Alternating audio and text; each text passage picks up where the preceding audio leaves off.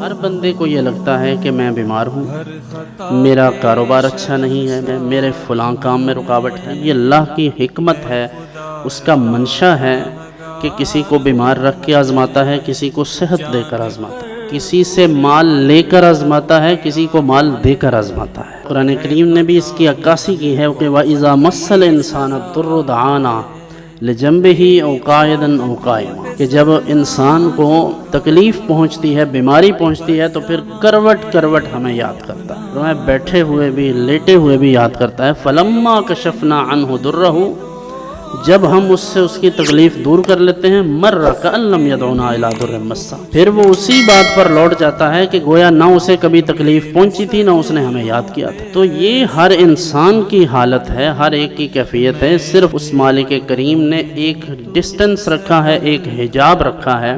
آپ کو لگتا ہے فلاں بہت خوشحال ہے، جس کے پاس اچھی گاڑی ہے، اچھا مکان ہے، اچھا کاروبار ہے، دیکھنے میں لگتا ہے کہ یار ایسا کبھی ہو جائے تو کیا بات، لیکن کبھی اس سے بھی تو پوچھیں رات کتنی گولیاں کھا کر سوتا ہے، صبح اٹھ کر کتنی گولیاں کھاتا ہے، تو پھر کام پر جاتا ہے۔ اس لیے اس حکیم مطلق نے بندوبست کر رکھا ہے تمام لوگوں کو مصروف رکھنے کا، اور اس مالک کریم نے ہر ایک کو دوسرے کے ساتھ جوڑ دیا ہوا ہے۔ بڑے بڑے دولت مند، بڑے بڑے سیاستدان، دنیا دار یہ سمجھتے ہیں ہم پیسے کے ذریعے ہر کام کر لیں گے، لیکن قدرت خدا کی یہ ہے کہ وہ اپنی کچن سے برتن اٹھا کر اپنے ڈرائنگ روم میں نہیں لے جا سکتے۔ اس کے لیے ایک عدد بندہ چاہیے، کون سا؟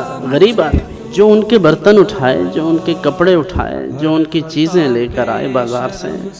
لیکن کمال پھر اس میں یہ ہے کہ وہی بندہ ان کے بغیر بھی کچھ نہیں، یعنی جس کے ہاں وہ کام کرتا ہے اسے بھی لگتا ہے میں یہ کام نہیں کروں گا تو تنخواہ کہاں سے آئے گی۔ اس نے ایسے بندوں کو آپس میں کنیکٹ کر دیا ہے اور ایک دوسرے کے ساتھ جوڑ دیا ہے تاکہ یہ ایک دوسرے کی قدر کرتے ہیں۔ جن کے پاس ملازمین ہوں، ماتحت لوگ کام کرنے والے ہیں، ملازمین فیکٹری میں، گھر میں، کارخانے میں، وہ یہ سمجھیں کہ یہ اللہ کی مہربانی ہے کہ یہ مخلوق میرے تابع ہے، یہ اس کی مخلوق ہے، میں اس کی حاجتیں پوری کرتا ہوں، شاید اسی وجہ سے میرے اوپر بھی اللہ مہربان ہے۔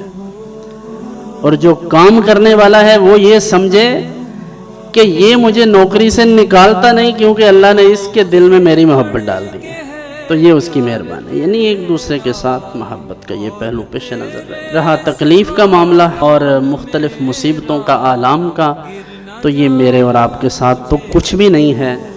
آقا کونین صلی اللہ علیہ وسلم نے ارشاد فرمایا کہ اشد الابتلاء الانبیاء، سب سے زیادہ ابتلائیں، آزمائشیں اللہ کے نبیوں پر آتی ہیں۔ پھر ارشاد فرمایا ما اوذی نبی مثل ما اوذیت، کسی نبی کو بھی اتنی تکلیف نہیں پہنچی جتنی اللہ کی راہ میں مجھے تکلیف دی گئی ہے۔ جب ہم یہ سوچتے ہیں پھر ہمیں اپنی مشکلیں، اپنی پریشانیاں ایسا لگتا ہے جیسے کچھ بھی نہیں ہے، اور در حقیقت یہ اس کے مقابلے میں تو کچھ بھی نہیں۔